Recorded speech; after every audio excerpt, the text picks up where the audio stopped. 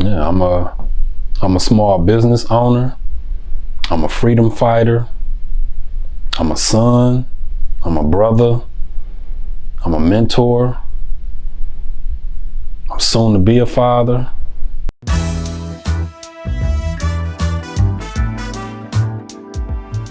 So yeah, I was born and raised in the city of Detroit. I grew up with both parents in the household. Felt very much loved and cared for and protected very early on in my life, from the time that I was born to like around age 7. And then like some of that like crime and drugs and violence, it started to enter my household at a young age. It was around the age of like 8 or 9 that my mother had got involved with another man who we later found out was abusing drugs. He smoked crack cocaine, and like every other month or so, like he would just like steal the television, the microwave, the VCR, the car, and would just go out and, you know, sell it to, you know, buy drugs. So like my mother, she became very abusive towards him. Like, I guess, you know, out of her rage and anger and frustration, it's like, yeah, I wanted to go outside now. I didn't want to stay indoors anymore. When I lost that family dynamic, like I was really searching for that again. But at the same time, like the TV, the VCR, the microwave that my stepfather would steal and go sell for drugs, he was taking it to them.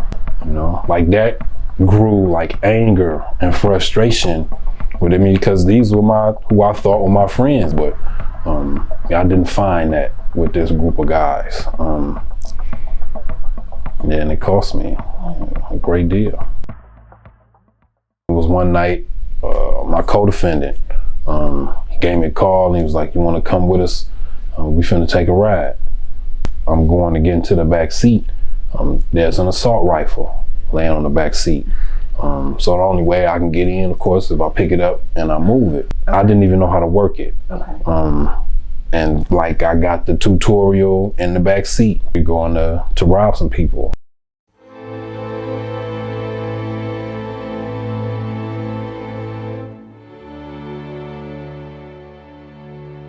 They told me that I was facing a life sentence without the possibility of parole, but that because I was 16 years of age, that I could be sentenced as a juvenile. When I ultimately went up for sentencing, I did have to have like recommendations made as to how I should be sentenced. The psychiatrists, they really like laid out how like I was narcissistic and that my behavior was cemented, like I would not change. They said that like this is who I was gonna be like for the remainder of my life. So the judge at sentencing sided with the psychiatrist.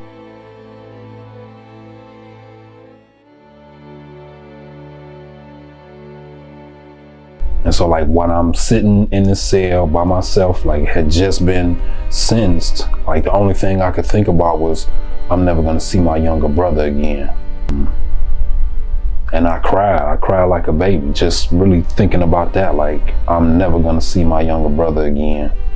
And then like I heard a guard, keys shaking, like making around. I just like wiped those tears and like I accepted it in that moment. Like I'm gonna be here for a while. I never really felt like I was gonna die in prison though. I never felt like that, but I knew I was gonna be there for a minute. I changed not because of prison, but like in spite of it. Like I was sentenced to die in prison.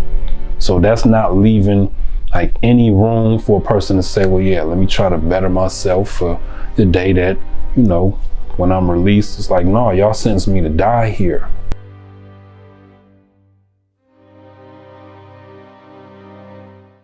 I used to point the finger a lot, say, well, this is the reason why I'm in prison and because of this, and all of that was going on. And it took me time, it took me years to really sit down with myself and take responsibility for what I was ultimately responsible for. And like, that helped me like realize the power that I had to change what I could. What I could change was the way that I was navigating through it, the way that I was interpreting things, the way that I saw life. Like, I knew I could change that.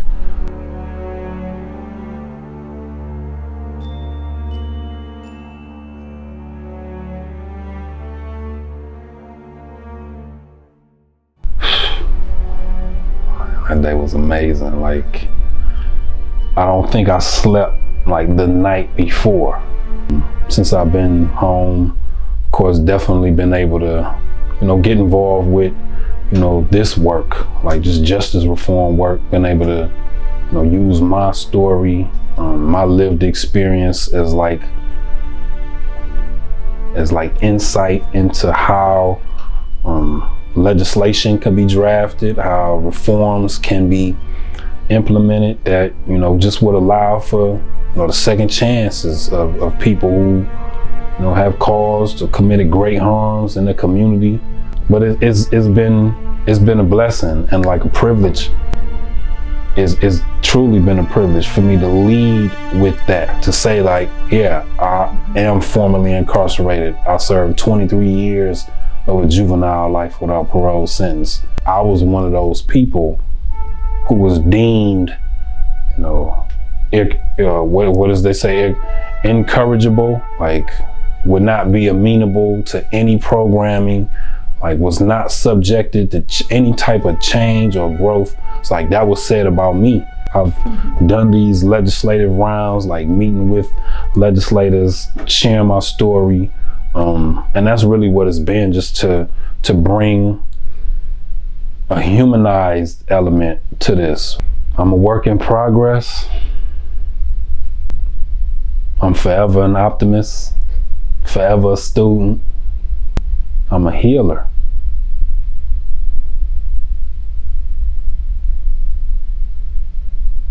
Yeah, I'm a healer.